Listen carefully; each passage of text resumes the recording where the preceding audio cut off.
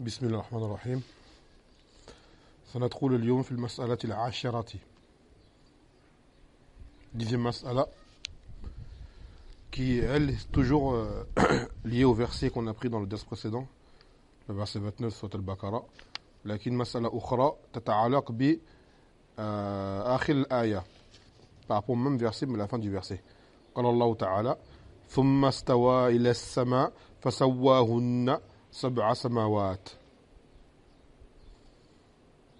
Que ensuite il consacra sa volonté vers le ciel, puis il en fit 7 cieux.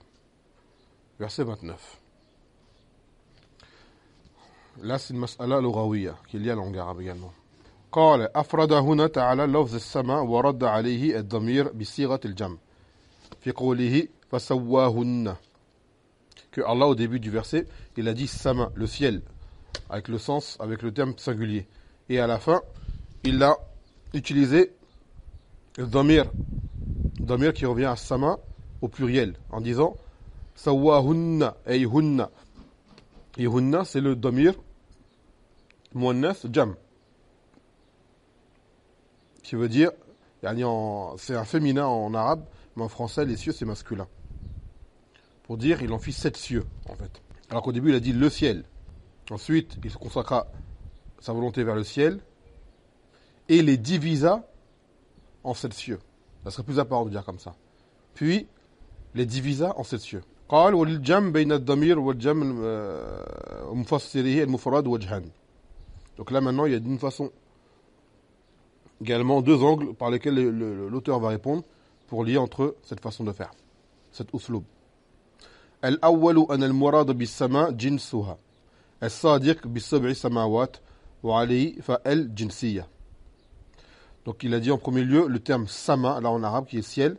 On va dire là par là la nature du ciel qui elle-même est de, à la base cette nature elle est de 7 cieux.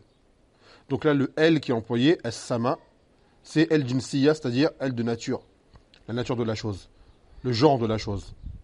Et le genre du ciel c'est qu'il est de 7 cieux. En français ça apparaît pas trop, mais en arabe c'est wadih. الثاني لأنه لا خلاف بين أهل اللسان العربي في وقوع إطلاق المفرد وإرادة الجمع مع تعريف المفرد وتنكيره وإضافته وهو كثير في القرآن العظيم وفي كلام العرب. Donc évidemment il n'y a aucun khilaf, ça c'est la deuxième réponse sur le deuxième angle, qu'il n'y a aucun khilaf entre les gens de la langue arabe qu'il est permis d'employer un terme de singulier en voulant par là un pluriel, et que cela soit défini ou alors indéfini ou alors qu'il soit mudaf, c'est-à-dire apparenté, attribué à autre chose. Et cela est fréquent dans le Coran, ça arrive beaucoup dans le Coran et également dans la langue arabe. Et là il va citer certains versets qui démontrent cela. On va pas tous les mettre, mais on va citer les plus clairs, les plus flagrants. قال فمن أمثلة في القرآن واللفظ معرف. Maintenant il va donner des exemples où le terme singulier il est défini, c'est-à-dire par elle, et on veut par là le sens du pluriel. قوله تعالى وتؤمنون بالكتاب كله, et vous croyez au livre entièrement. Surat Al-Imran verset 119, c'est-à-dire بالكتب كلها بالدليل قوله تعالى كل آمن بالله وملائكته وكتبه. Donc il a dit, en fait ça veut dire quoi là, le livre c'est-à-dire les livres. En fait là c'est la nature du livre, c'est-à-dire la nature de la révélation, car Allah Azza wa Jal a descendu plusieurs livres. Donc le fait, quand il dit le fait vous croyez au livre, c'est-à-dire vous croyez au livre au pluriel AUX, au livre précédent également, tous les livres. Et la preuve c'est la parole d'Allah dans le sens où il dit tous croient en Allah, en ses anges et en ses livres. Surat Al-Baqarah verset 285. Donc dans le premier verset Al-Kitab ça veut dire Al-Kutub. كذلك قوله وقل آمنت بما أنزل الله من كتاب, dit et je crois en ce que Allah fait descendre comme livre, d'accord, comme livre. Donc là le terme comme livre revient au précédent, c'est-à-dire les livres. ثم مثال آخر وقوله تعالى سيهزم الجمع ويولون الدبر, qu'il dit à propos des gens de Pharaon que leur rassemblement, c'est-à-dire les gens de Pharaon ont menacé de se rassembler pour pouvoir combattre Moussa alayhi salam. Il a dit à Azza wa Jal dans le sens le rassemblement sera mis en déroute et ils fuiront. C'est-à-dire, ils s'en retourneront sur leur arrière. Ils s'en retourneront sur leur arrière. Ad-dubur. Dubur, là, ça veut dire à l'arrière. Et là, c'est un love qui est mufrad, qui est singulier. Surat Qamar, la lune, verset 45. Donc là, leur arrière, ça veut dire en fait leurs arrières, en pluriel. Kama wa zahir, comme cela est apparent.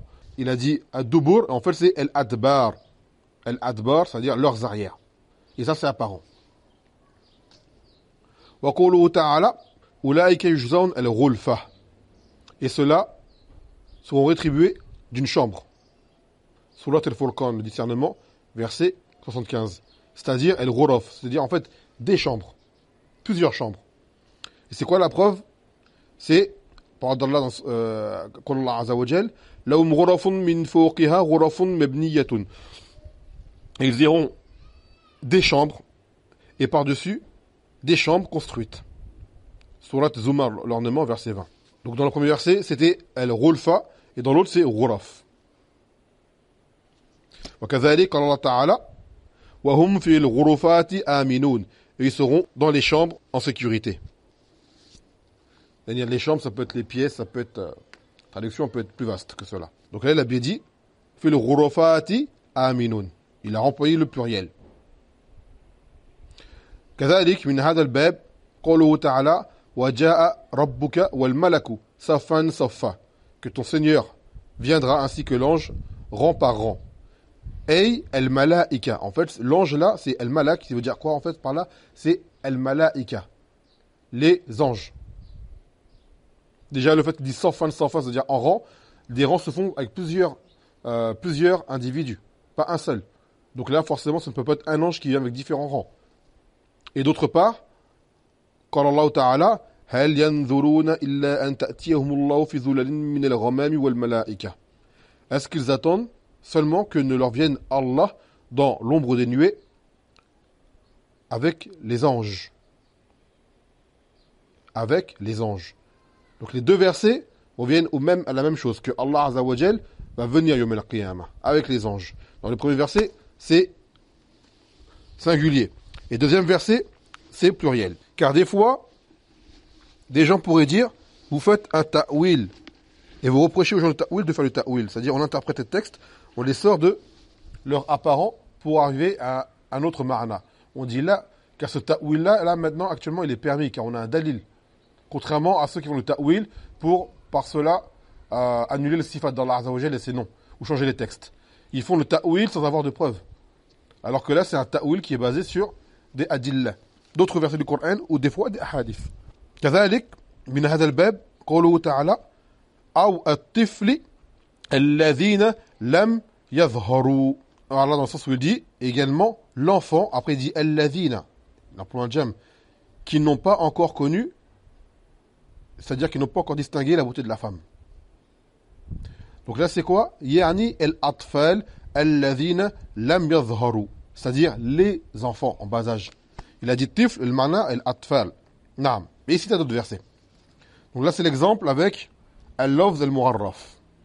ثم قال ومن أمثلته واللفظ منكر. Avec maintenant le terme indéfini.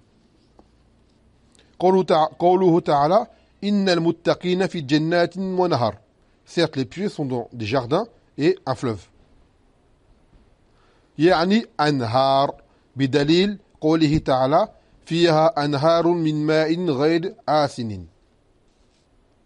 Donc en fait là, ça veut dire des fleuves. Dans le verset, il a dit un fleuve, indéfini, et en fait ce sont des fleuves.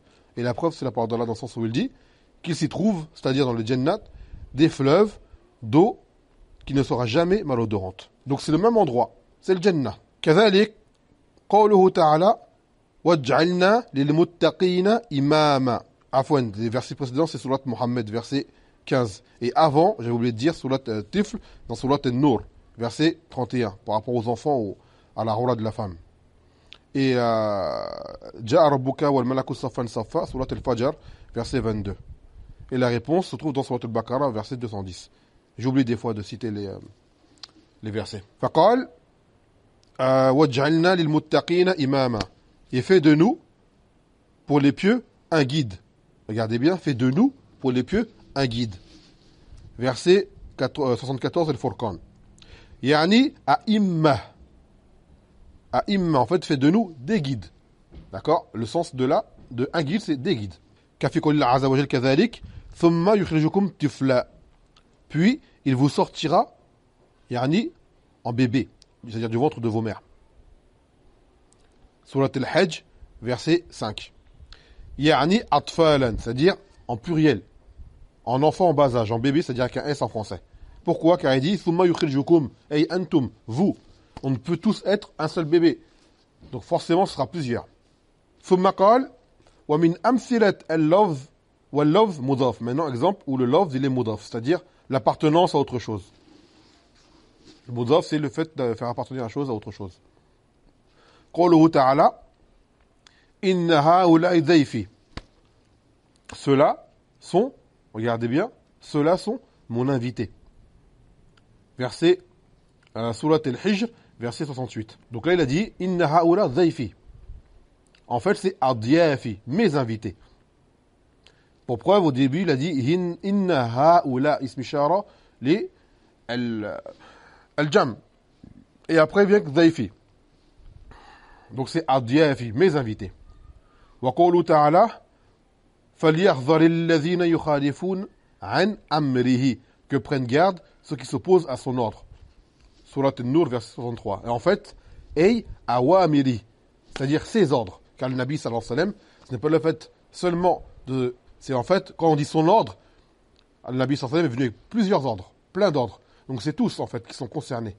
Mais ils ont été mis sous une forme singulière dans ce verset, son ordre, c'est-à-dire tous ses ordres. Puis par la suite, il cita des vers de poésie, qu'on ne citera pas là ici, car souvent les sens de beaucoup d'entre eux m'échappent, et le mu'alliq n'a pas mis le ma'ana en dessous, cette fois-ci. Donc, hadil mas'ala, que des fois, Allah Azza wa Jal vient avec un mot en singulier, et son sens voulu à la base, c'est le pluriel.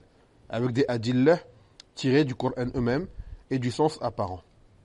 Tamam, fa'ila huna, wa alhamdulillah bil alamin.